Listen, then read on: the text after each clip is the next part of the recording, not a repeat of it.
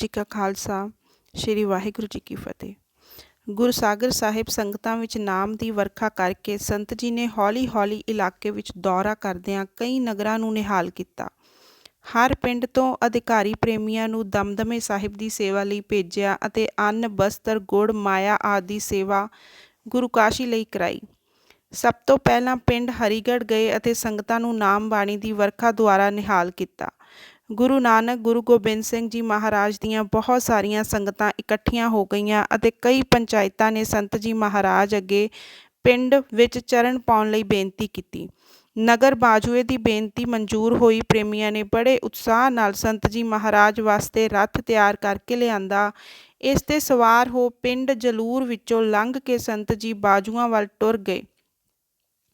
ਜਦ ਪਿੰਡ 1 ਕੁ ਮੀਲ ਰਹਿ ਗਿਆ ਤਦ ਸੰਤ ਜੀ ਰੱਥ ਤੋਂ ਉਤਰ ਪਏ। ਅੱਗੋਂ ਲੈਣ ਵਾਸਤੇ ਸੰਗਤ ਢੋਲਕੀ ਛੈਣੇ ਲੈ ਬੜੇ ਉਤਸ਼ਾਹ ਨਾਲ ਇੱਥੇ ਪਹੁੰਚੀ ਹੋਈ ਸੀ। ਉਹਨਾਂ ਦਾ ਪ੍ਰੇਮ ਦੇਖ ਅਤੇ ਇਹ ਖਿਆਲ ਕਰਕੇ ਕਿ ਰੱਥ ਵਿੱਚ ਬੈਠਿਆਂ ਸ਼ਬਦ ਦੀ ਬੇਅਦਬੀ ਹੋਵੇਗੀ, ਮਰਿਆਦਾ ਪੁਰਸ਼ੋਤਮ ਸੰਤ ਜੀ ਸੰਗਤ ਦੇ ਨਾਲ ਟੁਰ ਪਏ। ਸ਼ਬਦ ਕੀਰਤਨ ਸ਼ੁਰੂ ਹੋ ਗਿਆ। ਕਈ ਪ੍ਰੇਮੀਆਂ ਨੇ ਵਾਹਿਗੁਰੂ ਜੀ ਕੀ ਫਤਿਹ ਬੁਲਾਈ ਅਤੇ ਕਈਆਂ ਨੇ ਨਮਸਕਾਰ ਕੀਤੀ। ਸੰਤ ਜੀ ਮਹਾਰਾਜ ਨੇ ਫਰਮਾਇਆ, ਭਾਈ, ਸ਼ਬਦ ਕੀਰਤਨ ਕਰਦਿਆਂ ਹੁੰਦਿਆਂ ਵਾਹਿਗੁਰੂ ਦੀ ਫਤਿਹ ਬੁਲਾਣੀ ਹੀ ਠੀਕ ਹੈ। ਸੰਤ ਜੀ ਮਹਾਰਾਜ ਨੇ ਵੀ ਸਾਧ ਸੰਗਤ ਨੂੰ ਇਹ 3 ਸ਼ਬਦ ਪੜ੍ਹਾਏ। ਵਡਹੰਸ ਮਹੱਲਾ ਪੰਜਵਾਂ। ਧੰਨ ਸੁਵੇਲਾ ਜਿਤ ਦਰਸ਼ਨ ਕਰਨਾ ਹੋ ਬਲਿਆਰੀ ਸਤਿਗੁਰ ਚਰਨਾ। ਸ਼ਬਦ ਪੜ੍ਹਦੀ ਸੰਗਤ ਸਰਦਾਰ ਬਖਤਾਵਰ ਸਿੰਘ ਦੇ ਘਰ ਪੁੱਜੀ। ਇੱਥੇ ਸੰਤ ਜੀ ਮਹਾਰਾਜ ਦੇ ਡੇਰੇ ਦਾ ਪ੍ਰਬੰਧ ਕੀਤਾ ਹੋਇਆ ਸੀ। ਹੁਣ ਸ਼ਬਦ ਕੀਰਤਨ ਦਾ ਭੋਗ ਪੈ ਗਿਆ ਅਤੇ ਅਰਦਾਸਾ ਸੋਧਿਆ ਗਿਆ। ਸਾਰੀ ਸੰਗਤ ਸੰਤ ਜੀ ਮਹਾਰਾਜ ਦੀ ਆਗਿਆ ਮੰਨ ਬੈਠ ਗਈ। ਸੰਤ ਜੀ ਨੇ ਬੜੀ ਉੱਚੀ ਅਤੇ ਅੰਮ੍ਰਿਤ ਭਿੰਨੀ ਆਵਾਜ਼ ਵਿੱਚ ਬਾਬਾ ਦੀਪ ਸਿੰਘ ਜੀ ਅਤੇ ਭਾਈ ਮਨੀ ਸਿੰਘ ਜੀ ਦੀ ਬੱਧੀ ਹੋਈ ਪੁਰਾਤਨ ਮਰਿਆਦਾ ਅਨੁਸਾਰ ਰਹਿਰਾਸ ਦਾ ਪਾਠ ਕੀਤਾ ਅਤੇ ਆਪ ਹੀ ਅਰਦਾਸਾ ਸੋਧਿਆ। ਅਰਦਾਸੇ ਦੇ ਮਗਰੋਂ ਫਰਮਾਇਆ, ਭਾਈ, ਅਰਦਾਸੇ ਦੇ ਸਮੇਂ 10 ਪਾਤਸ਼ਾਹੀਆਂ ਅੰਗੂਠੇ ਦੇ ਭਾਰ ਖੜੀਆਂ ਹੁੰਦੀਆਂ ਹਨ। ਇਸ ਲਈ ਅਰਦਾਸਾ ਲੰਮਾ ਨਹੀਂ ਕਰਨਾ ਚਾਹੀਦਾ। ਕੇਵਲ 10 ਪਾਤਸ਼ਾਹੀਆਂ ਦੇ ਨਾਮ ਲੈ ਕੇ ਸੰਖੇਪ ਬੇਨਤੀ ਕਰਨੀ ਚਾਹੀਦੀ ਹੈ। ਹੁਣ ਸਰਦਾਰ ਸਾਹਿਬ ਨੇ ਸਾਰੀ ਸੰਗਤ ਵਾਸਤੇ ਲੰਗਰ ਤਿਆਰ ਕੀਤਾ ਹੋਇਆ ਸੀ। ਪੰਗਤ ਲੱਗ ਗਈ ਅਤੇ ਸੰਤ ਜੀ ਮਹਾਰਾਜ ਦਾ ਹੁਕਮ ਮੰਨ ਸਭ ਮਾਈ ਭਾਈ ਨੇ ਪ੍ਰਸ਼ਾਦਾ ਛਕਿਆ। ਜਦ ਸੰਗਤ ਰਾਤ ਲਈ ਵਿਦਾ ਹੋਣ ਲੱਗੀ ਤਾਂ ਸੰਤ ਜੀ ਮਹਾਰਾਜ ਨੇ ਬੇਨਤੀ ਕੀਤੀ, ਭਾਈ, ਅੰਮ੍ਰਿਤ ਵੇਲੇ ਸਾਰੇ ਮਾਈ ਭਾਈ ਦਰਸ਼ਨ ਦੇਣ ਦੀ ਕਿਰਪਾਲਤਾ ਕਰਨੀ। ਸਵੇਰੇ ਸਮਾਧਾਂ ਵਿੱਚ ਦੀਵਾਨ ਸੱਜਿਆ। 3 ਵਜੇ ਹੀ ਨਗਰ ਦੇ ਪ੍ਰੇਮੀ ਆ ਹਾਜ਼ਰ ਹੋਏ। ਛੋਟੀ ਖੇੜੀ, ਵੱਡੀ ਖੇੜੀ, ਸ਼ੇਰਪੁਰ ਅਤੇ ਹੋਰ ਕਈ ਪਿੰਡਾਂ ਦੀਆਂ ਸੰਗਤਾਂ ਨੇ ਵੀ ਦਰਸ਼ਨ ਦਿੱਤੇ। ਸੰਤ ਜੀ ਮਹਾਰਾਜ ਆਪਣੇ ਨਿਤਨੇਮ ਤੋਂ ਫਾਰਗ ਹੋ 4 ਵਜੇ ਦੀਵਾਨ ਵਿੱਚ ਪੁੱਜ ਗਏ। ਕੀਰਤਨ ਦਾ ਬੜਾ ਰਸ ਬਣਿਆ। ਸਭ ਮਾਈ ਭਾਈ ਨਿਹਾਲ ਹੋਏ। ਭੋਗ ਦੇ ਛੱਕੇ ਨਾਲ ਸੰਤ ਜੀ ਮਹਾਰਾਜ ਨੇ ਬੜੇ ਵੈਰਾਗ ਅਤੇ ਪ੍ਰੇਮ ਭਰੀ ਆਵਾਜ਼ ਵਿੱਚ ਸ਼ਬਦ ਪੜ੍ਹਿਆ, ਕਦੇ ਹੋਣਗੇ ਸੰਜੋਗੀ ਮੇਲੇ ਤੇਰੀਆਂ ਸੰਗਤਾਂ ਦੇ। ਕੋਈ ਐਸਾ ਕਰੁਣਾ ਰਸ ਬਣਿਆ ਕਿ ਸਾਰਿਆਂ ਦੇ ਨੇਤਰਾਂ ਵਿੱਚੋਂ ਨੀਰ ਵਹਿ ਟੁਰਿਆ। ਸ਼ਬਦ ਦੇ ਸੰਪੂਰਨ ਹੋਣ ਦੇ ਮਗਰੋਂ ਸੰਤ ਜੀ ਮਹਾਰਾਜ ਨੇ ਫਰਮਾਇਆ, ਸੰਗਤੇ, ਇਹ ਸਰੀਰ ਮਿਥਿਆ ਹੈ। ਜੋ ਤਿਸੇ ਸੋ ਸਗਲ ਬਿਨਾਸੇ, ਜਿਉ ਬਹਾਦਰ ਕੀ ਸ਼ਾਈ। ਸੋ ਤੁਸੀਂ ਸਾਰੇ ਅੰਮ੍ਰਿਤ ਪਾਨ ਕਰ ਲਓ, ਫਿਰ ਤੁਹਾਨੂੰ ਭਾਗਾਂ ਨਾਲ ਹੀ ਕੋਈ ਅੰਮ੍ਰਿਤ ਛਕਾਉਣ ਵਾਲਾ ਮਿਲੇਗਾ। ਇਹ ਸਮਾਂ ਐਵੇਂ ਨਾ ਗਵਾਓ। ਬਚਨ ਮੰਨ ਉਸੇ ਵੇਲੇ 10 ਕੁ ਪ੍ਰੇਮੀ ਅੰਮ੍ਰਿਤ ਛਕਣ ਲਈ ਖੜੇ ਹੋ ਗਏ। ਇਸ ਦੇ ਮਗਰੋਂ ਸ਼ਬਦ ਕੀਰਤਨ ਹੁੰਦਾ ਰਿਹਾ। ਇੱਕ ਪ੍ਰੇਮੀ ਫੁੰਮਨ ਜੀ ਨੇ ਸ਼ਬਦ ਦੀ ਇਹ ਧਾਰਨਾ ਲਾਈ, ਜਨਨੀ ਚੀਤਨਾ ਰੱਖਦੀ ਔਗਣ ਪੁੱਤਰਾਂ ਦੇ। ਸੰਤ ਜੀ ਮਹਾਰਾਜ ਨੇ ਫਰਮਾਇਆ, ਭਾਈ, ਜਨਨੀ ਦੀ ਥਾਂ ਮਾਤਾ ਦਾ ਸ਼ਬਦ ਵਰਤੋ ਤਾਂ ਕਿ ਸਾਰੇ ਸਮਝ ਸਕਣ। ਇਸ ਨਗਰ ਵਿਖੇ ਸ੍ਰੀ ਗੁਰੂ ਗ੍ਰੰਥ ਸਾਹਿਬ ਜੀ ਮਹਾਰਾਜ ਦੇ ਟੀਕੇ ਦੀ ਕਥਾ ਸ਼ੁਰੂ ਸੀ। ਉਸ ਦਾ ਆਸਾ ਜੀ ਦੀ ਵਾਰ ਦੇ ਭੋਗ ਮਗਰੋਂ ਭੋਗ ਪਾਇਆ ਗਿਆ। ਮਾਈ ਭਾਈ ਨੇ ਬਹੁਤ ਮਾਇਆ ਬਸਤਰ ਅਰਦਾਸ ਕਰਾਏ। ਭੋਗ ਦੇ ਮਗਰੋਂ ਖੇੜੀ ਦੀ ਸੰਗਤ ਨੇ ਬੇਨਤੀ ਕੀਤੀ, ਸੱਚੇ ਪਾਤਸ਼ਾਹ, ਸਾਡੇ ਪਿੰਡ ਵੀ ਚਰਨ ਪਾਓ। ਪਰ ਸੰਤ ਜੀ ਨੇ ਠੁੱਲੀਵਾਲ ਦੀ ਸੰਗਤ ਨੂੰ ਯਾਦ ਕੀਤਾ ਅਤੇ ਆਖਿਆ ਕਿ ਆਪਾਂ ਅੱਗੇ ਉੱਥੇ ਕਦੀ ਨਹੀਂ ਗਏ, ਇਸ ਲਈ ਦਰਸ਼ਨ ਮੇਲੇ ਨੂੰ ਚਿੱਤ ਕਰਦਾ ਹੈ। ਪਰ ਕਰਤਾਰ ਦੀ ਨੇਤ ਇਸ ਨਗਰ ਦਾ ਕੋਈ ਪ੍ਰੇਮੀ ਦੀਵਾਨ ਵਿੱਚ ਹਾਜ਼ਰ ਨਹੀਂ ਸੀ। ਇਸ ਦੇ ਮਗਰੋਂ ਸਾਰੀ ਸੰਗਤ ਭਾਈ ਰਾਮ ਸਿੰਘ ਦੇ ਘਰ ਪ੍ਰਸ਼ਾਦ ਛਕਣ ਗਈ। ਸੰਤ ਜੀ ਮਹਾਰਾਜ ਦਾ ਪ੍ਰਸ਼ਾਦਾ ਸਮਾਧਾਂ ਵਿੱਚ ਹੀ ਆ ਗਿਆ। ਦੁਪਹਿਰ ਦੇ ਆਰਾਮ ਮਗਰੋਂ ਅੰਮ੍ਰਿਤ ਪ੍ਰਚਾਰ ਹੋਇਆ ਅਤੇ ਸੰਤ ਜੀ ਖੇੜੀ ਦੀ ਸੰਗਤ ਦੀ ਅਰਜ਼ ਮੰਨ ਰੱਥ 'ਤੇ ਚੜ੍ਹ ਉਸ ਨਗਰ ਵੱਲ ਟੁਰ ਪਏ। ਥੋੜ੍ਹੇ ਚਿਰ ਵਿੱਚ ਹੀ ਉੱਥੇ ਜਾ ਪੁੱਜੇ ਅਤੇ ਸੰਤ ਸੋਭਾ ਸਿੰਘ ਜੀ ਨੇ ਜੀ ਦੇ ਗੁਰਦੁਆਰੇ ਜਾ ਕੇ ਜਲ ਪਾਣੀ ਛਕਿਆ। ਉਸੇ ਵੇਲੇ ਸਾਰੇ ਪਿੰਡ ਵਿੱਚ ਖਬਰ ਹੋ ਗਈ। ਸਾਰੇ ਮਾਈ ਭਾਈ ਇਕੱਤਰ ਹੋ ਗਏ ਅਤੇ ਦੀਵਾਨ ਸੱਜ ਗਿਆ। ਸਾਰੀ ਸੰਗਤ ਨੇ ਸ਼ਬਦ ਕੀਰਤਨ ਵਿੱਚ ਬੜੇ ਉਤਸ਼ਾਹ ਨਾਲ ਹਿੱਸਾ ਲਿਆ ਅਤੇ ਅੰਮ੍ਰਿਤ ਵੇਲੇ ਦੀਵਾਨ ਸਜਾਉਣ ਦਾ ਗੁਰਮਤਾ ਪਾਸ ਹੋ ਗਿਆ। ਪਹਿਰ ਰਾਤ ਰਹਿੰਦਿਆਂ ਹੀ ਸੰਗਤਾਂ ਇਕੱਠੀਆਂ ਹੋ ਗਈਆਂ ਅਤੇ ਕੀਰਤਨ ਦਾ ਅਸਚਰਜ ਰੰਗ ਬਣਿਆ। ਭੋਗ ਦੇ ਮਗਰੋਂ ਸੰਤ ਜੀ ਮਹਾਰਾਜ ਨੇ ਅੰਮ੍ਰਿਤ ਛਕਣ ਦੀ ਪ੍ਰੇਰਨਾ ਕੀਤੀ ਅਤੇ ਸਾਰਾ ਨਗਰ ਹੀ ਮਾਈ ਭਾਈ ਬਾਲ ਬੱਚੇ ਸਾਰੇ ਦੇ ਸਾਰੇ ਇਸ ਅਕਾਲੀ ਦਾਤ ਦੇ ਪ੍ਰਾਪਤ ਕਰਨ ਲਈ ਤਿਆਰ ਹੋ ਗਏ।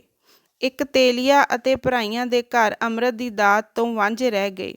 ਇਸ ਸਮੇਂ ਇੱਕ ਤੇਲੂ ਬਾਣੀਆ ਸੰਤ ਜੀ ਮਹਾਰਾਜ ਦੇ ਸਾਹਮਣੇ ਹੱਥ ਜੋੜ ਕੇ ਆ ਖਲੋਤਾ ਤੇ ਆਖਣ ਲੱਗਾ, ਮਹਾਰਾਜ ਜੀ, ਤੁਸੀਂ ਤਾਂ ਮੈਨੂੰ ਐਨ ਗੁਰੂ ਨਾਨਕ ਸਾਹਿਬ ਮਾਲੂਮ ਹੁੰਦੇ ਹੋ। ਸੰਤ ਜੀ ਮਹਾਰਾਜ ਨੇ ਫਰਮਾਇਆ, ਭਾਈ, ਜੇ ਇਹ ਗੱਲ ਤੈਨੂੰ ਠੀਕ ਪ੍ਰਤੀਤ ਹੁੰਦੀ ਹੈ ਤਾਂ ਅੰਮ੍ਰਿਤ ਛਕ ਲੈ। ਉਸਨੇ ਬੇਨਤੀ ਕੀਤੀ, ਮਹਾਰਾਜ ਜੀ, ਬਰਾਦਰੀ ਮੈਨੂੰ ਛੇਕ ਦੇਵੇਗੀ।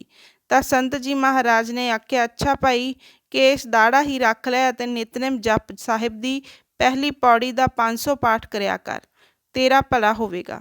ਉਸਨੇ ਆਖਿਆ, ਸਤ ਬਚਨ। ਬਹੁਤ ਚਿਰ ਤਾਂ ਉਹ ਹੁਕਮ ਮੰਨਦਾ ਰਿਹਾ। ਫਿਰ ਬਰਾਦਰੀ ਅਤੇ ਕੁਸੰਗ ਨੇ ਜ਼ੋਰ ਪਾ ਲਿਆ, ਦਾੜੀ ਮੁੰਨ ਮੁਨਾ ਲਿਆ ਅਤੇ ਪਾਠ ਵੀ ਛੁੱਟ ਗਿਆ। ਸੰਗਤ ਅੰਮ੍ਰਿਤ ਛਕਣ ਵਾਸਤੇ ਬਹੁਤ ਤਿਆਰ ਹੋ ਗਈ। ਕਛਹਿਰੇ, ਕੜੇ, ਕੰਘੇ, ਕਿਰਪਾਨਾਂ ਦੀ ਔਕੜ ਆ ਗਈ। ਭਾਈ ਬਹਾਦਰ ਜੀ ਨੇ, ਜੋ ਸੰਤ ਜੀ ਮਹਾਰਾਜ ਦੇ ਜਥੇ ਵਿੱਚ ਸਨ, ਰਾਤ ਦੇ 10 ਵਜੇ ਸੰਤ ਜੀ ਮਹਾਰਾਜ ਪਾਸ ਬੇਨਤੀ ਕੀਤੀ। ਸੰਤ ਜੀ ਮਹਾਰਾਜ ਨੇ ਫਰਮਾਇਆ, ਭਾਈ, ਸਾਰੇ ਪਿੰਡਾਂ ਦੇ ਦਰਜੀ ਸੱਦ ਲਓ ਅਤੇ ਕਛਹਿਰੇ ਸਵਾ ਲਓ। ਨਗਰ ਸ਼ੇਰਪੁਰ ਤੋਂ ਕੰਘੇ ਅਤੇ ਕਿਰਪਾਨਾਂ ਮੰਗਵਾ ਲਓ। ਸਾਰੀ ਸੰਗਤ 10-15 ਦਰਜੀ ਲੱਗੇ ਰਹੇ ਅਤੇ ਮਸਾਂ ਹੀ ਹਰ ਇੱਕ ਅੰਮ੍ਰਿਤਧਾਰੀ ਨੂੰ ਇੱਕ ਇੱਕ ਕਛਹਿਰਾ ਪੂਰਾ ਹੋਇਆ। ਆਖਿਆ ਹੋਰ ਰਹਿਤ ਦਾ ਸਮਾਨ ਵੀ ਮਿਲ ਗਿਆ, ਪਰ ਕੜੇ ਅਜੇ ਘੱਟ ਸਨ। ਬੇਨਤੀ ਹੋਣ ਪਰ ਸੰਤ ਜੀ ਮਹਾਰਾਜ ਨੇ ਆਖਿਆ, ਭਾਈ, ਲੋਹਾਰ ਨੂੰ ਸੱਦ ਕੇ ਤਾਰ ਦੇ ਕੜੇ ਬਣਵਾ ਲਓ। ਆਸਾ ਦੀ ਵਾਰ ਦੇ ਦੀਵਾਨ ਦੇ ਮਗਰੋਂ ਅੰਮ੍ਰਿਤ ਦਾ ਬਾਟਾ ਤਿਆਰ ਹੋਇਆ। ਸਮੂਹ ਮਾਈ ਭਾਈ ਨੇ ਅੰਮ੍ਰਿਤ ਛਕਿਆ। ਸਤਿਗੁਰੂ ਕਲਗੀਧਰ ਦੀ ਇਸ ਖਿੜੀ ਹੋਈ ਫੁਲਵਾੜੀ ਨੂੰ ਦੇਖ ਸੰਤ ਜੀ ਬੜੇ ਪ੍ਰਸੰਨ ਹੋਏ ਅਤੇ ਆਖਿਆ, ਭਾਈ, ਅੱਜ ਤੋਂ ਇਸ ਖੇੜੀ ਨੂੰ ਛੋਟੀ ਖੇੜੀ ਨਾ ਆਖਿਆ ਕਰੋ, ਇਸ ਨੂੰ ਵੱਡੀ ਖੇੜੀ ਕਰਕੇ ਬੁਲਾਇਆ ਕਰੋ।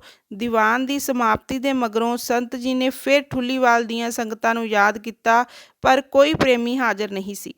ਪ੍ਰਸ਼ਾਦ ਛਕ ਸੰਤ ਜੀ ਦੁਪਹਿਰ ਲਈ ਆਰਾਮ ਕਰਨ ਹਿਤ ਆਪਣੇ ਕਮਰੇ ਵਿੱਚ ਬਿਰਾਜਮਾਨ ਹੋ ਗਏ ਅਤੇ ਸੰਗਤ ਆਪ ਇੱਕ ਥਾਂ ਚਲੀ ਗਈ। ਤੀਸਰੇ ਪਹਿਰ ਜਲ ਪਾਣੀ ਛਕ ਵੱਡੀ ਖੇੜੀ ਵੱਲ ਸੰਤ ਜੀ ਪੈਦਲ ਹੀ ਤੁਰ ਪਏ। ਰੱਥ ਤਿਆਰ ਹੋ ਖੜੇ ਰਹੇ। ਰਸਤੇ ਵਿੱਚ ਸੂਆ ਟੱਪ ਕੇ ਇੱਕ ਗੁਆਰੇ ਦਾ ਖੇਤ ਆਇਆ। ਉੱਥੇ ਸੰਤ ਜੀ ਠਹਿਰ ਗਏ ਅਤੇ ਜੰਗਲ ਪਾਣੀ ਹੋ ਇੱਕ ਥਾਂ ਸੱਜ ਗਏ ਤੇ ਆਖਿਆ, ਭਾਈ, ਇਹ ਥਾਂ ਬੜਾ ਭਾਗਾਂ ਵਾਲਾ ਹੈ, ਇੱਥੇ ਵਕਤ ਪਾ ਕੇ ਬਹੁਤ ਰੌਣਕ ਹੋਏਗੀ। ਜਦ ਸੰਤ ਜੀ ਵੱਡੀ ਖੇੜੀ ਪੁੱਜੇ ਤਾਂ ਅੱਗੇ ਹੀ ਦੀਵਾਨ ਲੱਗਾ ਹੋਇਆ ਸੀ। ਸੰਤ ਜੀ ਇੱਥੇ ਹੀ ਸ੍ਰੀ ਗੁਰੂ ਗ੍ਰੰਥ ਸਾਹਿਬ ਜੀ ਦੀ ਤਾਬੇ ਸੱਜ ਗਏ ਅਤੇ ਸੰਗਤਾਂ ਨੂੰ ਸ਼ਬਦ ਕੀਰਤਨ ਦੁਆਰਾ ਨਿਹਾਲ ਕੀਤਾ। ਦੀਵਾਨ ਦੀ ਸਮਾਪਤੀ ਦੇ ਮਗਰੋਂ ਸੰਤ ਜੀ ਮਹਾਰਾਜ ਨੇ ਗੁਰਸਾਗਰ ਸਾਹਿਬ ਮੁੜ ਜਾਣ ਦਾ ਸੰਕਲਪ ਕੀਤਾ, ਪਰ ਜਦ ਕੁਝ ਪ੍ਰੇਮੀ ਅੰਮ੍ਰਿਤ ਛਕਣ ਵਾਸਤੇ ਤਿਆਰ ਹੋ ਗਏ ਤਦ ਸੰਤ ਜੀ ਠਹਿਰ ਗਏ। ਅੰਮ੍ਰਿਤ ਵੇਲੇ ਆਸਾ ਜੀ ਦੀ ਵਾਰ ਦਾ ਬੜਾ ਭਾਰੀ ਦੀਵਾਨ ਸੱਜਿਆ। ਦੀਵਾਨ ਵਿੱਚ ਸੰਤ ਜੀ ਮਹਾਰਾਜ ਨੇ ਅੰਮ੍ਰਿਤ ਦੀ ਵਿਸ਼ੇਸ਼ਤਾ ਦੱਸਦੇ ਹੋਏ ਸੱਚੇ ਪਾਤਸ਼ਾਹ ਸ੍ਰੀ ਗੁਰੂ ਗੋਬਿੰਦ ਸਿੰਘ ਮਹਾਰਾਜ ਦੀ ਸਾਖੀ ਸੁਣਾਈ। ਇਸ ਦਾ ਬੜਾ ਅਸਰ ਹੋਇਆ ਅਤੇ ਦੀਵਾਨ ਦੇ ਮਗਰੋਂ 50 ਕੁ ਮਾਈ ਭਾਈ ਨੇ ਅੰਮ੍ਰਿਤ ਪਾਨ ਕੀਤਾ। ਜਦ ਅੰਮ੍ਰਿਤ ਦਾ ਬਾਟਾ ਫਿਰ ਰਿਹਾ ਸੀ ਤਦ ਇੱਕ ਪ੍ਰੇਮੀ ਬੁੱਧੂ, ਜੋ ਸਿਰੋਂ ਰੋਡਾ ਤੇ ਮਸਤ ਸੀ, ਅਸ਼ੋਭ ਹੀ ਸੰਗਤ ਵਿੱਚ ਆ ਖਲੋਤਾ ਅਤੇ ਦਬਾ ਦਬ ਅੰਮ੍ਰਿਤ ਦੇ ਬਾਟੇ ਵਿੱਚੋਂ 5-6 ਘੁੱਟ ਭਰ ਲਈ। ਰੌਲਾ ਪੈਣ ਤੇ ਝੱਟ ਬਾਹਰ ਨਿਕਲ ਗਿਆ। ਜਦ ਇਸ ਗੱਲ ਦਾ ਸੰਤ ਜੀ ਮਹਾਰਾਜ ਨੂੰ ਪਤਾ ਲੱਗਾ ਤਾਂ ਫਰਮਾਇਆ, ਭਾਈ, ਇਹ ਬੜਾ ਕਰਮਾਂ ਵਾਲਾ ਪ੍ਰੇਮੀ ਸੀ। ਸਮਾਂ ਆਉਣ ਤੇ ਇਹ ਗੁਰੂ ਦਾ ਸਿੱਖ ਸਜੇਗਾ। ਦੀਵਾਨ ਦੀ ਸਮਾਪਤੀ ਦੇ ਪਿੱਛੋਂ ਸੰਤ ਜੀ ਮਹਾਰਾਜ ਨੇ ਫਰਮਾਇਆ, ਭਾਈ, ਇਸ ਨਗਰ ਨੂੰ ਹੁਣ ਤੋਂ ਛੋਟੀ ਖੇੜੀ ਆਖਿਆ ਕਰੋ। ਇੱਥੋਂ ਸੰਤ ਜੀ ਪਿੰਡ ਸ਼ੇਰਪੁਰ ਆਏ। ਰਸਤੇ ਵਿੱਚ ਇੱਕ ਪ੍ਰੇਮੀ ਸੂਬੇਦਾਰ ਕਾਕਾ ਸਿੰਘ, ਜਿਹੜਾ ਕਿ ਸੰਤ ਜੀ ਮਹਾਰਾਜ ਦੀ ਪਲਟਨ ਦਾ ਸੀ, ਗੱਡਾ ਲੱਦੀ ਜਾਂਦਾ ਮਿਲਿਆ। ਇਸ ਨੂੰ ਦੇਖ ਕੇ ਸੰਤ ਜੀ ਮਹਾਰਾਜ ਬੜੇ ਪ੍ਰਸੰਨ ਹੋਏ ਤੇ ਆਖਿਆ, ਭਾਈ, ਹੁਣ ਤਾਂ ਬਹੁਤ ਮਾਇਆ ਇਕੱਠੀ ਕਰ ਲਈ ਹੈ। ਭੁਜੰਗੀ ਵੀ ਜਵਾਨ ਹਨ, ਸਾਰੇ ਵਿਹਾਰ ਉਹਨਾਂ ਨੂੰ ਸੌਂਪ ਦੇ ਤੇ ਭਜਨ ਕਰ। ਹੁਕਮ ਮੰਨ ਕੇ ਪ੍ਰੇਮੀ ਗੁਰਬਾਣੀ ਦਾ ਰਸੀਆ ਬਣ ਗਿਆ ਤੇ ਬਾਕੀ ਦੀ ਸਾਰੀ ਉਮਰ ਸਿਮਰਨ ਵਿੱਚ ਬਿਤਾਈ। ਸ਼ੇਰਪੁਰ ਦੀਵਾਨ ਦੇ ਭੋਗ ਮਗਰੋਂ ਪ੍ਰੇਮੀਆਂ ਨੇ ਅੰਮ੍ਰਿਤ ਛਕਣ ਲਈ ਨਾਉ ਲਿਖਾਏ। ਇਹਨਾਂ ਵਿੱਚੋਂ 2 ਸਿੰਘਣੀਆਂ ਤੇ 2 ਸਿੰਘ ਅੰਮ੍ਰਿਤ ਛਕਣ ਲਈ ਤਿਆਰ ਨਹੀਂ ਸਨ। ਸਕੱਤਰ ਅਰਜਨ ਸਿੰਘ ਨੇ ਸੰਤ ਜੀ ਮਹਾਰਾਜ ਅੱਗੇ ਇਹਨਾਂ ਬਾਬਤ ਬੇਨਤੀ ਕੀਤੀ ਕਿ ਇਹਨਾਂ ਇਕੱਲਿਆਂ ਨੂੰ ਅੰਮ੍ਰਿਤ ਛਕਾਉਣਾ ਠੀਕ ਨਹੀਂ ਹੋਵੇਗਾ। ਸੰਤ ਜੀ ਮਹਾਰਾਜ ਨੇ ਫਰਮਾਇਆ, ਭਾਈ ਇਹ ਤਾਂ ਗੁਰੂ ਨਾਨਕ ਗੁਰੂ ਗੋਬਿੰਦ ਸਿੰਘ ਜੀ ਮਹਾਰਾਜ ਦਾ ਜਹਾਜ਼ ਹੈ, ਜੋ ਚੜ੍ਹੇਗਾ ਉਹ ਪਾਰ ਹੋਵੇਗਾ। ਅੰਮ੍ਰਿਤ ਤਾਂ ਨਾਮ ਰਸ, ਪ੍ਰੇਮ ਰਸ ਅਤੇ ਬੀਰ ਰਸ ਦਾ ਬੀਜ ਹੈ। ਇਸ ਦਾ ਸਰੀਰ ਨਾਲ ਕੋਈ ਸੰਬੰਧ ਨਹੀਂ।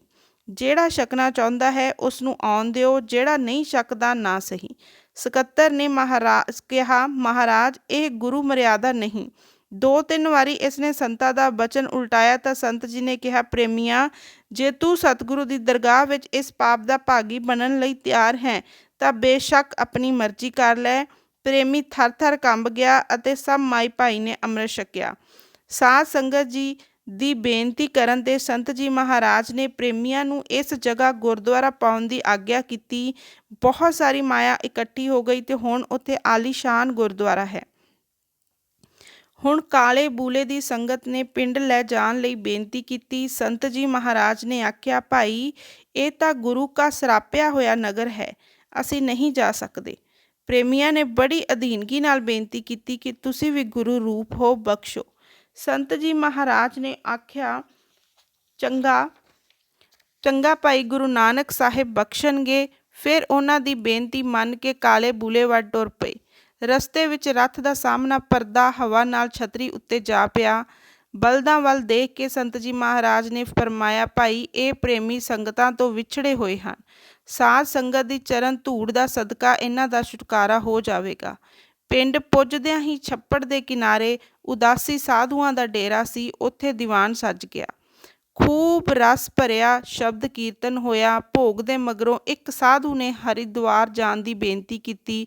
ਉਸ ਨੂੰ ਸੰਤ ਜੀ ਮਹਾਰਾਜ ਨੇ 25 ਦਮੜੇ ਦੇ ਦਿੱਤੇ ਤੇ ਇੱਕ ਪ੍ਰੇਮੀ ਨਾਲ ਭੇਜ ਕੇ ਹਰਿਦੁਆਰ ਦਾ ਟਿਕਟ ਲੈ ਦਿੱਤਾ।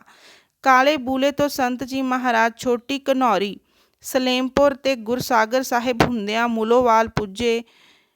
ਪਿੰਡ ਵਿੱਚ ਬੜਾ ਭਾਰੀ ਦੀਵਾਨ ਸੱਜਿਆ। ਦੁਪਹਿਰ ਦੇ ਵੇਲੇ ਸੰਤ ਜੀ ਮਹਾਰਾਜ ਸ੍ਰੀ ਗੁਰੂ ਤੇਗ ਬਹਾਦਰ ਸਾਹਿਬ ਦੇ ਗੁਰਦੁਆਰੇ ਵਿਖੇ ਆਰਾਮ ਕਰਨ ਲਈ ਗਏ। ਚਰਨ ਧੂੜ ਲੈਣ ਦੇ ਮਗਰੋਂ ਇੱਕ ਕੁਟੀਆ ਵਿੱਚ ਬਿਰਾਜੇ। ਗੁਰਦੁਆਰੇ ਸਾਹਿਬ ਦੀ ਖਸਤਾ ਹਾਲਤ ਦਾ ਸੰਤ ਜੀ ਮਹਾਰਾਜ ਦੇ ਚਿਹਰੇ ਉੱਤੇ ਬਹੁਤ ਅਸਰ ਹੋਇਆ।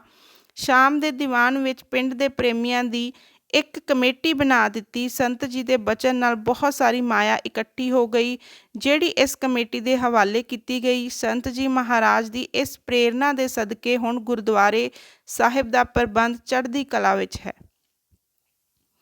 ਮੂਲੋਵਾਲ ਤੋਂ ਸੰਤ ਜੀ ਅਲਾਲ ਆਏ। ਇੱਥੋਂ 2 ਸ਼ਾਮ ਦੇ ਅਤੇ 2 ਅੰਮ੍ਰਿਤ ਵੇਲੇ ਦੇ ਦੀਵਾਨ ਸਜੇ। ਪਿਛਲੇ ਪਹਿਰ ਦੇ ਦੂਜੇ ਦੀਵਾਨ ਵਿੱਚ ਇੱਕ ਸਟੇਸ਼ਨ ਮਾਸਟਰ ਭਾਈ ਟੇਕ ਚੰਦ ਨੇ ਬੇਨਤੀ ਕੀਤੀ ਕਿ ਸੱਚੇ ਪਾਤਸ਼ਾਹ ਕੋਈ ਸੇਵਾ ਦੱਸੋ। ਸੰਤ ਜੀ ਮਹਾਰਾਜ ਨੇ ਫਰਮਾਇਆ ਕਿ ਅਸੀਂ ਦਮਦਮੇ ਸਾਹਿਬ ਵਾਸਤੇ ਗੁੜ ਦੀ ਗੱਡੀ ਭੇਜਣੀ ਹੈ, ਤੁਸੀਂ ਪ੍ਰੇਮ ਨਾਲ ਦੇਵੋ।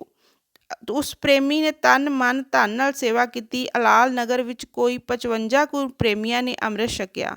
ਅਲਾਲ ਤੋਂ ਸੰਤ ਜੀ ਭੀੜੀ ਕੇ ਤੋਂ ਹੁੰਦਿਆਂ ਹੋਇਆਂ ਨਗਰ ਧੁੰਡੀਵਾਲ ਗਏ। ਇੱਥੇ ਭਾਈ ਬਹਾਦਰ ਸਿੰਘ ਨੂੰ ਦਮਦਮੇ ਸਾਹਿਬ ਭੇਜ ਦਿੱਤਾ। ਪਿੰਡ ਮੂਲੋਵਾਲ ਅੰਮ੍ਰਿਤ ਪ੍ਰਚਾਰ ਲਈ 4 ਪਿਆਰੇ ਹਾਜ਼ਰ ਸਨ। 5ਵਾਂ ਸਿੰਘ ਜਥੇ ਵਿੱਚੋਂ ਨਾਲ ਰਲਾਉਣਾ ਸੀ। ਭਾਈ ਬਹਾਦਰ ਸਿੰਘ ਨੇ ਆਪਣੇ ਮਨ ਵਿੱਚ ਚਿਤਵਿਆ ਕਿ ਜੇ ਸੰਤ ਜੀ ਮਹਾਰਾਜ ਮੈਨੂੰ ਆਪਣੇ ਆਪ ਹੀ 5 ਪਿਆਰਿਆਂ ਵਿੱਚ ਹੋਣ ਦਾ ਹੁਕਮ ਦੇਣ ਤਾਂ ਮੈਂ ਸਮਝਾਂਗਾ ਕਿ ਇਹ ਗੁਰੂ ਨਾਨਕ ਦੀ ਜੋਤ ਹਨ। ਜਦ ਪ੍ਰਚਾਰ ਦਾ ਵੇਲਾ ਨੇੜੇ ਆਇਆ ਤਦ ਇਹਨਾਂ ਨੂੰ 5 ਪਿਆਰਿਆਂ ਵਿੱਚ ਸ਼ਾਮਲ ਹੋਣ ਦਾ ਹੁਕਮ ਦਿੱਤਾ। ਅੱਗੇ ਤਾਂ ਭਾਈ ਬਹਾਦਰ ਸਿੰਘ ਸੰਤ ਜੀ ਮਹਾਰਾਜ ਨੂੰ ਇੱਕ ਮਹਾਂਪੁਰਖ ਸਮਝਦੇ ਸਨ, ਪਰ ਇਸ ਦਿਨ ਤੋਂ ਪ੍ਰਤੀਤ ਹੋ ਗਿਆ ਕਿ ਇਹਨਾਂ ਵਿੱਚ ਗੁਰੂ ਨਾਨਕ ਦੀ ਜੋਤ ਬਿਰਾਜਮਾਨ ਹੈ। ਠੁੱਲੀਵਾਲ ਤੋਂ ਹੋਰ ਕਈ ਨਗਰਾਂ ਨੂੰ ਤਾਰਦੇ, ਅੰਮ੍ਰਿਤ ਛਕਾਉਂਦੇ ਤੇ ਦਮਦਮੇ ਸਾਹਿਬ ਦੀ ਸੇਵਾ ਲਈ ਪ੍ਰੇਰਨਾ ਕਰਦੇ ਸੰਤ ਜੀ ਨਗਰ ਰਸ਼ੀਨ ਪੁੱਜੇ। ਰਸ਼ੀਨ ਨਗਰ ਵਿਖੇ ਪਿੰਡ ਦੇ ਪਹਾੜ ਦੀ ਬਾਹੀ ਇੱਕ ਸਿੰਘ ਦੇ ਚੁਬਾਰੇ ਵਿੱਚ ਸੰਤ ਜੀ ਮਹਾਰਾਜ ਦਾ ਡੇਰਾ ਸੀ। ਉੱਥੋਂ ਅੰਮ੍ਰਿਤ ਵੇਲੇ ਹੀ ਆਸਾ ਜੀ ਦੀ ਵਾਰ ਦੇ ਦੀਵਾਨ ਵਿੱਚ ਆਏ। ਸ਼ਬਦ ਕੀਰਤਨ ਦਾ ਬਹੁਤ ਹੀ ਆਨੰਦ ਬਣਿਆ। ਜਦ ਆਸਾ ਜੀ ਦੀ ਵਾਰ ਦਾ ਭੋਗ ਪਿਆ ਤਦ ਦੀਵਾਨ ਤੋਂ ਉੱਠ ਕੇ ਸੰਤ ਜੀ ਬਾਹਰ ਜੰਗਲ ਪਾਣੀ ਲਈ ਤਿਆਰ ਹੋਏ। ਭਾਈ ਸੁੱਚਾ ਸਿੰਘ ਦੇ ਜਥੇ ਦੇ ਹੋਰ 2 ਸਿੰਘ ਨਾਲ ਸਨ। ਭਾਈ ਸੁੱਚਾ ਸਿੰਘ ਨੂੰ ਸੰਤ ਜੀ ਮਹਾਰਾਜ ਨੇ ਫਰਮਾਇਆ ਕਿ ਭਾਈ ਕਿਹੜੇ ਪਾਸ ਚੱਲੀਏ। ਭਾਈ ਸੁੱਚਾ ਸਿੰਘ ਨੇ ਬੇਨਤੀ ਕੀਤੀ, ਸੱਚੇ ਪਾਤਸ਼ਾਹ ਪਹਾੜ ਵੱਲ ਖੁੱਲ੍ਹੀ ਰੋਹੀ ਹੈ ਤੇ ਮੈਦਾਨ ਹੀ ਮੈਦਾਨ ਪਿਆ ਹੈ। ਇਹ ਸੁਣ ਕੇ ਸੰਤ ਜੀ ਮਹਾਰਾਜ ਇੱਧਰ ਤੁਰ ਪਏ। ਅਜੇ ਕੁਝ ਕੁ ਕਦਮ ਹੀ ਅੱਗੇ ਨਿਕਲੇ ਸਨ ਕਿ ਇੱਕ ਕੁਟੀਆ ਸਾਹਮਣੇ ਨਜ਼ਰ ਆਈ। ਇਸ ਦੇ ਅੱਗੇ ਸੰਤ ਜੀ ਖਲੋ ਗਏ ਤੇ ਬਚਨ ਕੀਤਾ, ਭਾਈ ਸਾਡੇ ਰਹਿਣ ਵਾਲੀ ਤਾਂ ਇਹ ਜਗ੍ਹਾ ਹੈ। ਇਸ ਕੁਟੀਆ ਦੇ ਆਲੇ ਦੁਆਲੇ ਅਰੂੜੀਆਂ ਸਨ ਅਤੇ ਬਹੁਤ ਕਚਰਾ ਖਿਲਰਿਆ ਹੋਇਆ ਸੀ। ਜਥੇ ਦੇ ਸ਼ਰੀਰਾਂ ਨੇ ਬੇਨਤੀ ਕੀਤੀ, ਮਹਾਰਾਜ ਜੀ ਆਸਣ ਚੁਬਾਰੇ ਵਿੱਚ ਸੋਹਣੇ ਥਾਂ ਲੱਗੇ ਹੋਏ ਹਨ, ਉੱਥੇ ਹੀ ਠੀਕ ਹੈ। ਸੰਤ ਜੀ ਮਹਾਰਾਜ ਨੇ ਫਰਮਾਇਆ, ਭਾਈ ਅਸੀਂ ਇਸ ਥਾਂ ਹੀ ਬਿਰਾਜਾਂਗੇ। ਇੰਨਾ ਕਹਿ ਕੇ ਬਾਹਰ ਜੰਗਲ ਵੱਲ ਤੁਰ ਪਏ। ਮੈਦਾਨ ਹੋ ਕੇ ਰੋਹੀ ਵਿੱਚ ਇੱਕ ਥਾਂ ਛਾਵੇਂ ਧਰਤੀ ਤੇ ਬੈਠ ਗਏ। ਥੋੜ੍ਹੇ ਹੀ ਚਿਰ ਵਿੱਚ ਆਲੇ ਦੁਆਲੇ ਪਿੰਡਾਂ ਦੇ ਕਈ ਜਥੇ ਜਿਹੜੇ ਦਰਸ਼ਨ ਕਰਨ ਲਈ ਆ ਰਹੇ ਸਨ ਇਕੱਠੇ ਹੋ ਗਏ। ਗੁਰਬਾਣੀ ਸੰਬੰਧੀ ਬਹੁਤ ਵਿਚਾਰ ਹੁੰਦੀ ਰਹੀ ਅਤੇ ਸੰਤ ਜੀ ਮਹਾਰਾਜ ਨੇ ਸਾਰਿਆਂ ਦੇ ਪ੍ਰਸ਼ਨਾਂ ਦਾ ਉੱਤਰ ਦੇ ਕੇ ਉਹਨਾਂ ਦੀ ਨਿਸ਼ਾ ਕੀਤੀ। ਇੱਥੋਂ ਉੱਠ ਸੰਤ ਜੀ ਮਹਾਰਾਜ ਉਸ ਕੁਟੀਆ ਵੱਲ ਤੁਰ ਪਏ। ਸੰਗਤਾਂ ਨੇ ਅੱਗੇ ਹੀ ਇਸ ਦੇ ਆਲੇ ਦੁਆਲੇ ਸਫਾਈ ਘਰ ਵਿੱਚ ਝਾੜੂ ਦੇ ਦਰੀ ਵਿਛਾ ਪਲੰਗ ਸਜਾ ਰੱਖਿਆ ਸੀ। ਬਾਕੀ ਜਥਾ ਤਾਂ ਇੱਕ ਪ੍ਰੇਮੀ ਦੇ ਘਰ ਪ੍ਰਸ਼ਾਦ ਛਕਣ ਗਿਆ ਸੀ। ਸੰਤ ਜੀ ਮਹਾਰਾਜ ਦਾ ਥਾਲ ਉੱਥੇ ਹੀ ਆ ਗਿਆ। ਜਦ ਸੰਤ ਜੀ ਮਹਾਰਾਜ ਪ੍ਰਸ਼ਾਦ ਛਕਣ ਲੱਗੇ ਤਾਂ ਰਸ਼ੀਨ ਨਗਰ ਦਾ ਇੱਕ ਸਿੰਘ ਆਇਆ। ਇਸ ਦਾ ਗੋਡਾ ਬਹੁਤ ਸੁੱਜਿਆ ਹੋਇਆ ਸੀ। ਉਸਨੇ ਬੇਨਤੀ ਕੀਤੀ, ਮਹਾਰਾਜ ਜੀ ਮੇਰਾ ਗੋਡਾ ਰਾਜੀ ਨਹੀਂ ਹੁੰਦਾ, ਕੋਈ ਇਲਾਜ ਦੱਸੋ। ਸੰਤ ਜੀ ਨੇ ਫਰਮਾਇਆ, ਭਾਈ ਅਸੀਂ ਤੇ ਸਾਧ ਸੰਗਤ ਦੇ ਦਾਢੀ ਹਾਂ, ਭਜਨ ਕੀਰਤਨ ਹੀ ਜਾਣਦੇ ਹਾਂ, ਕਿਸੇ ਦਵਾ ਬੂਟੀ ਤੋਂ ਜਾਣੂ ਨਹੀਂ। ਉਸਨੇ ਫਿਰ ਹੱਥ ਜੋੜ ਕੇ ਕਿਹਾ, ਮਹਾਰਾਜ ਆਪ ਸਭ ਕੁਝ ਆਪਣੀ ਨਿਗਾਹ ਨਾਲ ਕਰ ਸਕਦੇ ਹੋ। ਫਿਰ ਸੰਤ ਜੀ ਮਹਾਰਾਜ ਨੇ ਆਖਿਆ, ਪ੍ਰੇਮੀਆਂ ਭਾਈ ਮਿਹਰ ਸਿੰਘ ਜੀ ਪਾਸ ਵੱਡੀ ਮਹਿਲੋਂ ਜਾ, ਉੱਥੇ ਜਾ ਕੇ ਇਲਾਜ ਕਰਾ ਲੈ। ਪ੍ਰੇਮੀ ਨੇ ਆਖਿਆ, ਮਹਾਰਾਜ ਇਲਾਜ ਤਾਂ ਮੈਂ ਬਹੁਤ ਕਰਾ ਚੱਕਾ ਹਾਂ, ਉਹਦੀ ਦਵਾ ਵੀ ਵੇਖ ਲਈ ਹੈ। ਆਪ ਦੀ ਮਿਹਰ ਚਾਹੁੰਦਾ ਹਾਂ, ਤੁਸੀਂ ਆਪਣੀ ਰਸਨਾ ਤੋਂ ਬਚਨ ਕਰਕੇ ਇਸ ਦੁੱਖ ਨੂੰ ਹਟਾ ਦਿਓ, ਮਿਹਰ ਕਰੋ। ਇਹ ਸੁਣ ਬੜੀ ਨਿਮਰਤਾ ਸਹਿਤ ਸੰਤ ਜੀ ਮਹਾਰਾਜ ਨੇ ਬਚਨ ਕੀਤਾ, ਭਾਈ ਇਸ ਰਸਨਾ ਨਾਲ ਕਿਸੇ ਨੂੰ ਬੁਰਾ ਭਲਾ ਕਹਿਣ ਦਾ ਅਕਾਲ ਪੁਰਖ ਵੱਲੋਂ ਹੁਕਮ ਨਹੀਂ ਹੈ। ਜੋ ਉਹ ਕਰ ਰਿਹਾ ਹੈ ਉਹ ਠੀਕ ਹੈ, ਉਸ ਦੀ ਰਜਾ ਮੰਨਣ ਵਿੱਚ ਹੀ ਸੁੱਖ ਹੈ। ਇਹ ਉੱਤਰ ਸੁਣ ਪ੍ਰੇਮੀ ਚਲਾ ਗਿਆ ਅਤੇ ਸੰਤ ਜੀ ਮਹਾਰਾਜ ਬਿਰਾਜਮਾਨ ਹੋ ਗਏ। ਸ਼ਾਮ ਦੇ ਵੇਲੇ ਡੇਰੇ ਨਗਰ ਵਿੱਚ ਬੜਾ ਭਾਰੀ ਦੀਵਾਨ ਸਜਿਆ। ਦੀਵਾਨ ਦੇ ਮਗਰੋਂ ਜਦ ਸੰਤ ਜੀ ਆਪਣੇ ਰਾਤ ਦੇ ਆਸਣ ਤੇ ਚੁਬਾਰੇ ਵਿੱਚ ਆਏ ਤਾਂ ਦਰਸ਼ਨ ਮੇਲੇ ਲਈ ਕਈ ਸਿੰਘ ਇਕੱਠੇ ਹੋ ਗਏ। ਇੱਕ ਦਿਨ ਸੰਤ ਅਤਰ ਸਿੰਘ ਜੀ ਮਹਾਰਾਜ ਸੇਖੇ ਨਗਰ ਵਿਖੇ ਸੰਗਤਾਂ ਨੂੰ ਉਪਦੇਸ਼ ਦੇ ਰਹੇ ਸਨ ਤਾਂ ਆਪਣੇ ਸੇਵਕਾਂ ਨੂੰ ਬਚਨ ਕੀਤਾ ਕਿ ਭਾਈ ਜੇ ਕਿਸੇ ਕੁਛ ਪੁੱਛਣਾ ਹੈ ਤਾਂ ਪੁੱਛ ਲਵੋ, ਪਿੱਛੋਂ ਨਹੀਂ ਕਹਿਣਾ ਕਿ ਕੁਛ ਪੁੱਛਿਆ ਨਹੀਂ। ਕੁਝ ਸਮੇਂ ਪਿੱਛੋਂ ਭਾਈ ਈਸ਼ਰ ਸਿੰਘ ਨੇ ਬੇਨਤੀ ਕੀਤੀ ਕਿ ਮਹਾਰਾਜ ਅਜਾਮਲ ਨੇ ਸਾਰੇ ਜੀਵਨ ਵਿੱਚ ਪਾਪ ਤੇ ਬੁਰੇ ਕੰਮ ਹੀ ਕੀਤੇ ਨੇ। ਅਕਾਲ ਪੁਰਖ ਨੇ ਕਿਸ ਤਰ੍ਹਾਂ ਉਸ ਦੀ ਇੱਕ ਛਿਣ ਵਿੱਚ ਹੀ ਮੁਕਤੀ ਕਰ ਦਿੱਤੀ, ਦਾਸ ਦਾ ਇਹ ਸ਼ੰਕਾ ਦੂਰ ਕਰੋ। ਇਹ ਸੁਣ ਕੇ ਸੰਤ ਜੀ ਮਹਾਰਾਜ ਨੇ ਫਰਮਾਇਆ ਕਿ ਭਾਈ ਅਜਾਮਲ ਨੇ ਪਿਛਲੇ ਜਨਮ ਵਿੱਚ ਕਰਤਾਰ ਦੀ ਬਹੁਤ ਕਮਾਈ ਕੀਤੀ ਸੀ, ਪਰ ਇਸ ਜਨਮ ਵਿੱਚ ਕੁਸੰਗਤ ਅਤੇ ਦ੍ਰਿਸ਼ਟਮਾਨ ਦੀ ਖਿੱਚ ਕਰਕੇ ਮਨ ਗਿਰ ਗਿਆ ਅਤੇ ਪਾਪਾਂ ਵਿੱਚ ਫਸ ਗਿਆ। ਜਦੋਂ ਸੰਗਤ ਕੀਤੀ ਤਾਂ ਮਹਾਂਪੁਰਸ਼ਾਂ ਦੀ ਆਤਮਿਕ ਉਪਦੇਸ਼ ਦੀ ਸ਼ੇਰ ਵਾਲੀ ਭਬਕ ਨੇ ਇਸ ਦਾ ਅੰਦਰ ਦਾ ਸ਼ੇਰ ਜਗਾ ਦਿੱਤਾ ਅਤੇ ਇਸ ਨੇ ਆਪਣੇ ਲੜਕੇ ਦਾ ਨਾਮ ਮਹਾਂਪੁਰਸ਼ਾਂ ਦੇ ਪ੍ਰੇਮ ਨਾਲ ਨਾਰਾਇਣ ਰਖਵਾ ਕੇ ਪੁੱਤਰ ਭਾਵਨਾ ਤੋਂ ਉੱਠ ਨਾਰਾਇਣ ਭਾਵਨਾ ਵਿੱਚ ਜਾਪ ਕਰਨ ਲੱਗ ਪਿਆ। ਜਦੋਂ ਨਾਰਾਇਣ ਦਾ ਨਾਮ ਲੈਂਦਾ ਸੀ, ਬਾਹਰ ਦਾ ਮਿੱਟੀ ਦਾ ਪੁਤਲਾ ਨਾਰਾਇਣ ਤਾਂ ਵਿਸਰ ਜਾਂਦਾ ਸੀ ਅਤੇ ਅੰਦਰ ਦੇ ਸਰਪ ਵਿਆਪੀ ਨਾਰਾਇਣ ਨਾਲ ਪੂਰੇ ਸਤਿਕਾਰ, ਸ਼ਰਧਾ ਅਤੇ ਪ੍ਰੇਮ ਨਾਲ ਸੁਰਤ ਜੁੜ ਜਾਂਦੀ ਸੀ। ਇਸ ਤਰ੍ਹਾਂ ਇਹਨੇ ਸੰਸਾਰ ਭਵ ਸਾਗਰ ਨੂੰ ਪਾਰ ਕਰ ਲਿਆ। ਇੱਕ ਭੁਜੰਗੀ ਨੇ ਸੰਤ ਅਤਰ ਸਿੰਘ ਜੀ ਮਹਾਰਾਜ ਕੋਲੋਂ ਅੰਮ੍ਰਿਤ ਛਕਿਆ। ਸੰਤ ਜੀ ਮਹਾਰਾਜ ਨੇ ਪੂਰੀ ਰਹਿਤ ਮਰਿਆਦਾ ਦੱਸੀ ਅਤੇ 5 ਬਾਣੀਆਂ ਦਾ ਨਿਤਨੇਮ ਕਰਨ ਲਈ ਦੱਸਿਆ। ਇਹ ਭੁਜੰਗੀ ਫਿਰ ਇੱਕ ਵਾਰੀ ਦਰਸ਼ਨ ਕਰਨ ਲਈ ਆਇਆ ਤਾਂ ਸੰਤ ਜੀ ਮਹਾਰਾਜ ਨੇ ਪੁੱਛਿਆ ਕਿ ਕਾਕਾ ਨਿਤਨੇਮ ਕਰਦਾ ਹੈ? ਤਾਂ ਉਹਨੇ ਕਿਹਾ ਕਿ ਹਾਂਜੀ, ਆਪ ਦੀ ਬਖਸ਼ਿਸ਼ ਕਰਕੇ ਨਿਤਨੇਮ ਹੋ ਜਾਂਦਾ ਹੈ। ਫਿਰ ਸੰਤ ਜੀ ਮਹਾਰਾਜ ਨੇ ਬਚਨ ਕੀਤਾ ਕਿ ਭਾਈ ਨਿਤਨੇਮ ਹਰ ਰੋਜ਼ ਕਰਨਾ, ਇਸ ਨੂੰ ਨਹੀਂ ਛੱਡਣਾ। ਇਹ ਸਿੱਖ ਦੀ ਪੂੰਜੀ ਹੈ, ਦੌਲਤ ਅਤੇ ਜਾਇਦਾਦ ਹੈ। ਸਿਕੰਦਰ ਸਿੰਘ XMLA ਮਸ਼ਰਾਏ ਵਾਲਿਆਂ ਨੇ ਦੱਸਿਆ ਕਿ ਉਹਨਾਂ ਨੂੰ ਇੱਕ ਬਹੁਤ ਬਿਰਧ ਸਾਧੂ ਪਿਛਲੇ ਸਾਲਾਂ ਵਿੱਚ ਮਿਲਿਆ ਅਤੇ ਉਸਨੇ ਦੱਸਿਆ ਕਿ ਉਹ ਰਿਸ਼ੀਕੇਸ਼ ਸਾਹਮਣੇ ਗੁਫਾ ਵਿੱਚ ਤਪ ਕਰਦਾ ਸੀ। ਜਦੋਂ ਸੰਤ ਅਤਰ ਸਿੰਘ ਜੀ ਮਹਾਰਾਜ ਇੱਕ ਬਹੁਤ ਵੱਡੀ ਸਿਲਾ 'ਤੇ ਬੈਠ ਕੇ ਨਾਮ ਸਿਮਰਨ ਕਰਨ ਲੱਗੇ ਤਾਂ ਇੱਕ ਫਨੀਅਰ ਸੱਪ ਫੁੰਕਾਰੇ ਮਾਰਨ ਲੱਗ ਪਿਆ। ਸੰਤ ਜੀ ਮਹਾਰਾਜ ਇਹ ਕਹਿ ਕੇ ਸਿਲਾ ਛੱਡ ਕੇ ਆ ਗਏ ਕਿ ਲੈ ਭਾਈ ਤੂੰ ਆਪਣੀ ਮੇਰ ਸੰਭਾਲ ਲੈ ਅਤੇ ਉਹ ਦੂਸਰੀ ਜਗ੍ਹਾ ਪੱਥਰ 'ਤੇ ਜਾ ਬਿਰਾਜੇ। ਅਤੇ ਸਿਮਰਨ ਵਿੱਚ ਜੁਟ ਗਏ। ਇਸ ਸਮੇਂ ਇੱਕ ਭਿਆਨਕ ਖੂੰਖਾਰ ਸ਼ੇਰ ਸੰਤ ਜੀ ਮਹਾਰਾਜ ਵੱਲ ਜਦ ਦੌੜਦਾ ਗਿਆ ਤਾਂ ਉਸ ਸਾਧੂ ਨੇ ਸਮਝਿਆ ਕਿ ਸੰਤਾਂ ਨੂੰ ਇਹ ਸ਼ੇਰ ਹੜਪ ਕਰ ਜਾਏਗਾ, ਪਰ ਸ਼ੇਰ ਸੰਤ ਜੀ ਮਹਾਰਾਜ ਦੇ ਅੱਗੇ ਜਾ ਕੇ ਸਿਰ ਨੀਵਾਂ ਕਰ ਪੂਛ ਹਿਲਾਉਂਦਾ ਹੋਇਆ ਚਲਾ ਗਿਆ ਤਾਂ ਉਹ ਸਾਧੂ ਗੁਫਾ ਵਿੱਚੋਂ ਨਿਕਲ ਕੇ ਸੰਤਾਂ ਪਾਸ ਆ ਨਮਸਕਾਰ ਕੀਤੀ ਕਿ ਆਪ ਬ੍ਰਹਮ ਸਰੂਪ ਹੋ ਕਿ ਜਿਨ੍ਹਾਂ ਅੱਗੇ ਖੂੰਖਾਰ ਦਰਿੰਦੇ ਵੀ ਸਿਰ ਝੁਕਾ ਬਿੱਲੀ ਵੱਤ ਬਣ ਕੇ ਚਲੇ ਜਾਂਦੇ ਹਨ। ਇੱਕ ਦਿਨ ਸੰਤ ਅਤਰ ਸਿੰਘ ਜੀ ਮਹਾਰਾਜ ਤੇ ਭਾਈ ਗੁਲਾਬ ਸਿੰਘ ਜੀ ਕੁਟੀਆ ਵਿੱਚ ਮਸਤੂਆਂ ਨੇ ਬੈਠੇ ਸਨ ਤਾਂ ਸੰਤ ਜੀ ਨੇ ਅਚਨਚੇਤ ਹੀ ਭਾਈ ਗੁਲਾਬ ਸਿੰਘ ਹੋਰਾਂ ਨੂੰ ਭਵਿੱਖ ਬਾਰੇ ਬਚਨ ਸੁਣਾਉਣੇ ਸ਼ੁਰੂ ਕਰ ਦਿੱਤੇ ਅਤੇ ਕਿਹਾ ਕਿ ਭਾਈ, ਇਸ ਸਮੇਂ ਪਾਪਾਂ ਦਾ ਬਹੁਤ ਪਸਾਰਾ ਹੋ ਗਿਆ ਹੈ। ਕੁਰਬਾਨੀ ਦਿੱਤਿਆਂ ਬਗੈਰ ਧਰਮ ਦਾ ਬਚਾਅ ਬਹੁਤ ਮੁਸ਼ਕਲ ਹੈ। ਹੁਣ ਅਸੀਂ ਧਰਮ ਬਚਾਉਣ ਹਿੱਤ ਆਪਣੇ ਸਰੀਰ ਦੀ ਗੁਪਤ ਕੁਰਬਾਨੀ ਦੇਣੀ ਹੈ। ਇਹ ਸੁਣ ਕੇ ਭਾਈ ਗੁਲਾਬ ਸਿੰਘ ਜੀ ਚਿੰਤਾਤਰ ਹੋ ਗਏ, ਪਰ ਦੂਸਰੇ ਹੀ ਪਲ ਇਹਨਾਂ ਦੀ ਦਿਲ ਦੀ ਬੁੱਝ ਕੇ ਬਚਨ ਕੀਤਾ ਕਿ ਤੁਸੀਂ ਚਿੰਤਾ ਨਾ ਕਰੋ, ਤੁਸੀਂ ਦਮਦਮੇ ਸਾਹਿਬ ਅਤੇ ਗੁਰੂ ਸਾਗਰ ਸਾਹਿਬ ਮਸਤੂਆਂ ਦੀ ਸੇਵਾ ਕਰੀ ਜਾਣੀ। ਅਸੀਂ ਸਦਾ ਹੀ ਤੁਹਾਡੇ ਅੰਗ ਸੰਗ ਹੋਵਾਂਗੇ।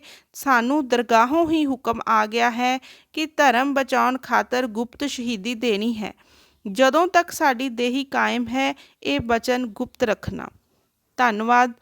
ਭੁੱਲਾਂ ਚੁੱਕਾਂ ਦੀ ਖਿਮਾ ਬਖਸ਼ਣਾ ਅਤੇ ਕਿਰਪਾ ਕਰਕੇ ਚੈਨਲ ਨੂੰ ਸਬਸਕ੍ਰਾਈਬ ਕਰਨਾ ਔਰ ਬੈਲ ਆਈਕਨ ਦਬਾ ਦਿਓ ਤਾਂ ਕਿ ਤੁਹਾਨੂੰ ਅਗਲੇ ਆਉਣ ਵਾਲੇ ਭਾਗ ਦੀ ਅਪਡੇਟ ਮਿਲਦੀ ਰਹੇ। ਧੰਨਵਾਦ।